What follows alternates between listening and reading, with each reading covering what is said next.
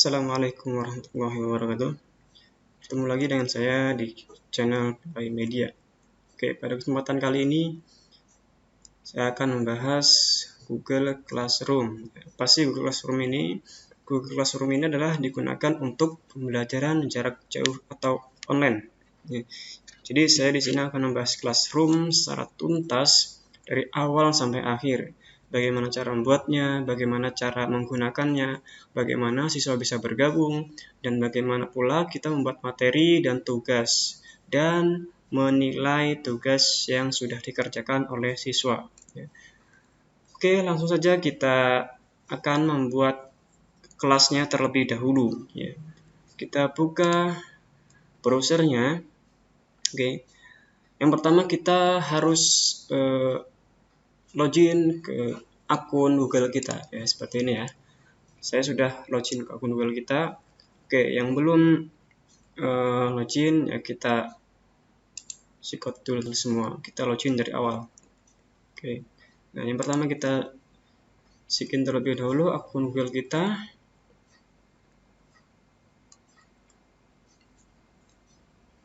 Oke, kita pilih akun Google yang kita punya. Ya, kemudian masukkan password.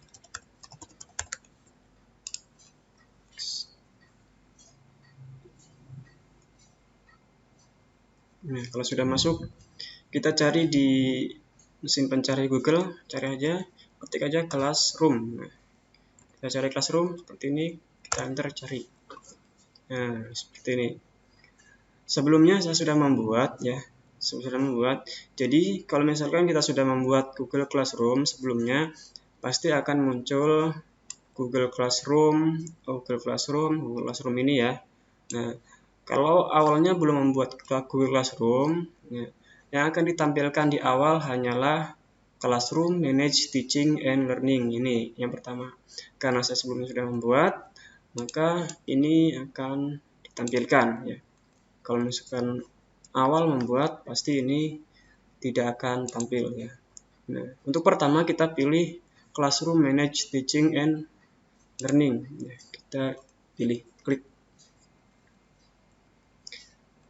Nah, kemudian go to Classroom atau membuat kelas. Kita buat. Nah, ini ya, saya sudah ada dua kelas di sini ya, kelas 10 dan kelas 11 ya. Di sini ada 3 siswa dan 13 siswa. Nah, sekarang kita bagaimana membuat kelasnya? Ya, yang pertama kita klik bagian plus di pojok ya, pojok kanan. Kita klik. Nah, di sini ada dua bagian. Yang pertama gabung ke kelas, yang kedua buat kelas. Ya, seperti itu. Untuk gabung ke kelas ini adalah diwajibkan untuk siswa. Kalau buat kelas adalah kita sebagai guru ya, membuat kelas. Kita pilih buat kelas. Nah, di sini ada bacaan ya, menggunakan sekolah dengan siswa dan sebagainya, bla bla bla bla bla. Nah, kita klik yang kotak ini, checklist saja. Kita setuju aja. Nah, kita lanjutkan. Setelah itu akan ditampilkan nama kelas. Ya, nama kelas ini misal saya di sini sudah ada kelas 10 dan 11. Ya, saya akan buat kelas 12 contoh.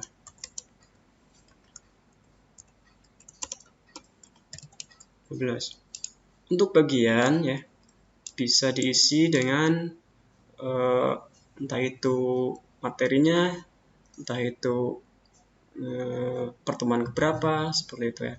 Intinya di sini bagian ini akan muncul di bagian bawah kelas ini, yaitu misal contoh di sini saya tunjukkan kelas 11 yaitu administrasi sistem jaringan. Ini nama mata pelajarannya ya. Supaya jelas ya siswa melihat, kita di sini isikan dengan mata pelajaran saja seperti itu ya. Kita di sini contoh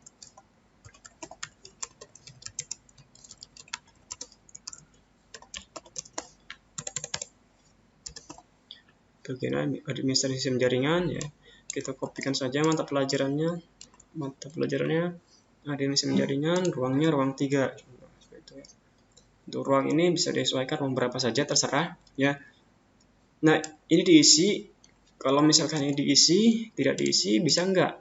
Bisa, tetap bisa. Cuman kalau misalkan tidak diisi, di sini kelas 12 contoh, di sininya kosong, enggak ada tampilan mata pelajaran apa yang dimuat seperti itu ya.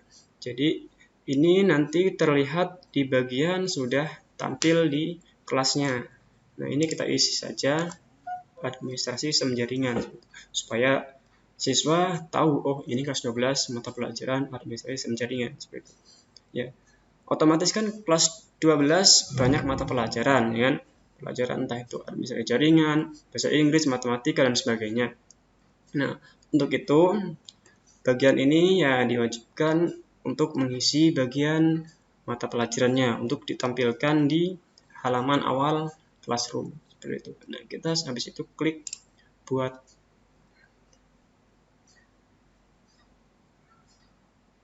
Nah, tunggu loading. Nah, ini ya. Ini yang tadi bagiannya di sini ada di sini. Nah, setelah kita lihat, coba lihat di kelas. Nah, di kelas nih, kelas 12. Di sini ada administrasi jaringan. Nah, ini adalah bagian yang diisi tadi ya. Kalau misalkan tidak diisi bagaimana? Ya, kita coba edit. Ya. Bagiannya kita hilangin, dan kemudian simpan. Ya, otomatis ini akan hilang ya. Jadi ketika kelas 12 membuka classroom, otomatis semua mata pelajaran kelas 12 ada di classroom contohnya itu. Otomatis akan bingung mana nih mata pelajaran matematika, bahasa Inggris, bahasa Indonesia dan sebagainya ya. Otomatis kita harus menandai dengan bagian tadi, yaitu dengan mata pelajaran supaya siswa langsung tahu, oh ini mata pelajaran bahasa Inggris, oh ini mata pelajaran matematika, seperti itu ya. Kita simpan. Oke. Nah, yang selanjutnya kita sudah membuat kelas. Nah, otomatis ketika kita sudah membuat kelas, siswa harus gabung ke kelas ya.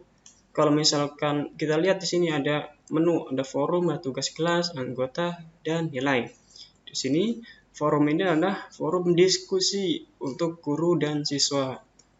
Kalau misalkan guru membuat materi, di sini materinya ya.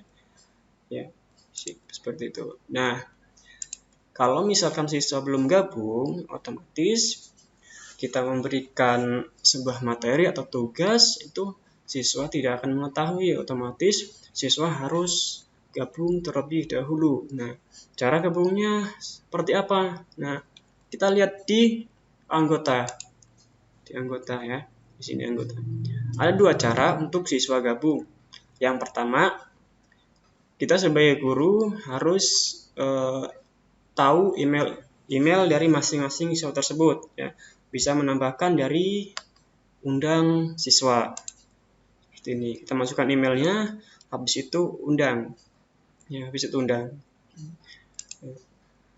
Ini cara yang pertama, ini saya kira terlalu repot ya, terlalu banyak cara, terlalu banyak harus menghafal lintas satu-satu ke siswa ya. Jadi cara alternatifnya adalah kita menggunakan kode kelas ini ya. Usahakan kita harus memberikan kode kelas ini ya, ke siswa ya, entah itu ke grup WhatsApp ataupun masing-masing siswa ya. Saya sarankan sih untuk langsung memberikan ke grup WhatsApp supaya siswa tahu semua seperti itu. Jadi tidak banyak-banyak kirim ke individu, cukup ke grup WhatsApp saja yang siswanya sudah ada semua di situ ya. Nah, kalau misalkan dari sini tambah siswa menggunakan email siswa, kita masukkan satu-satu, misal siswanya ada 1000 gitu ya, kita repot tuh masukinnya seperti itu ya. Jadi kita harus menggunakan cara yang kedua adalah yang paling mudah adalah memberikan kode kelas.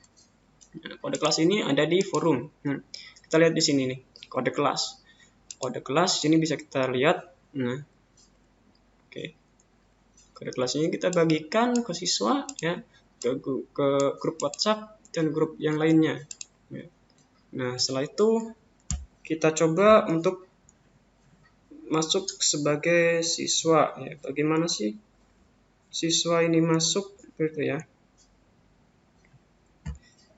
Oke. Oke, saya contohkan di sini saya sebagai siswa ya. Sebagai siswa kita masuk ke classroom seperti biasa. Ya.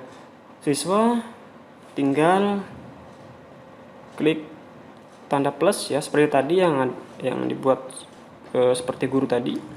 Nah, kalau misalkan siswa itu gabung ke kelas ya, gabung ke kelas. Nah, berikan kode yang tadi dibuat ya, kode yang ini ya, kode yang ini harus diberikan ke siswa seperti itu ya.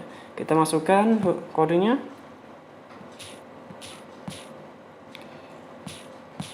GR 66 HM. Habis itu siswa harus klik gabung.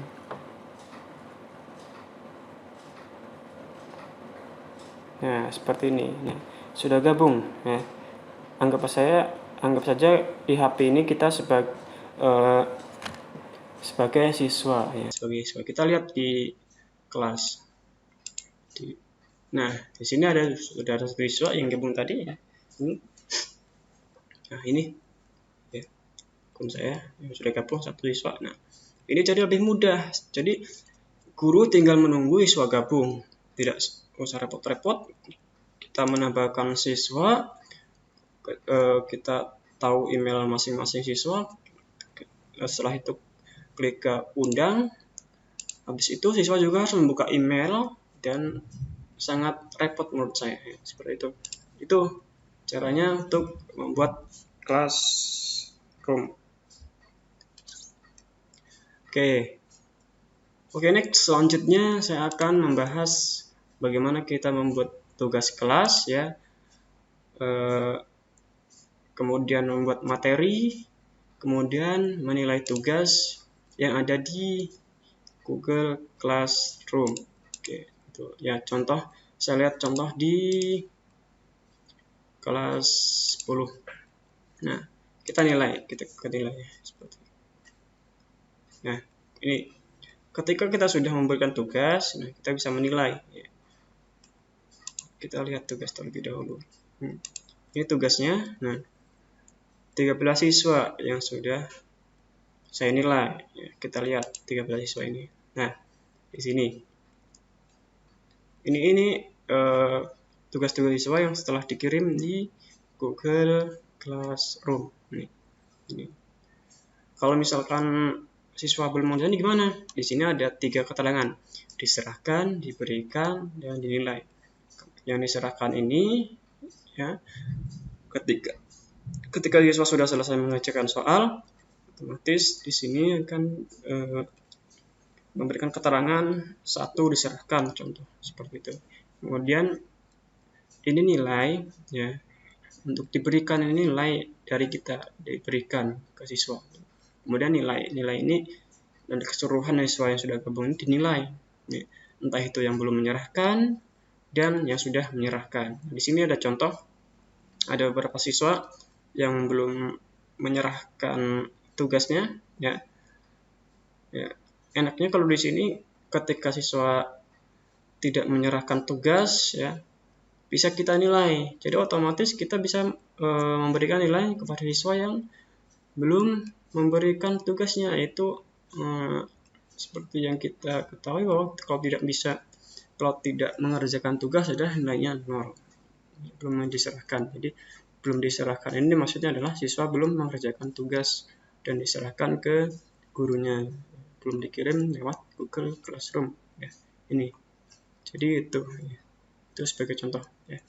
Oke, yang selanjutnya saya akan membahas bagaimana kita membuat materi ya, tugas dan lain sebagainya. Oke, jangan lupa subscribe, like, share, dan komen ya. Jika bermanfaat silakan share. ke teman-teman yang lainnya supaya kita bisa mengetahui bagaimana kita membuat classroom ya. Oke, sekian, terima kasih. Wassalamualaikum warahmatullahi wabarakatuh.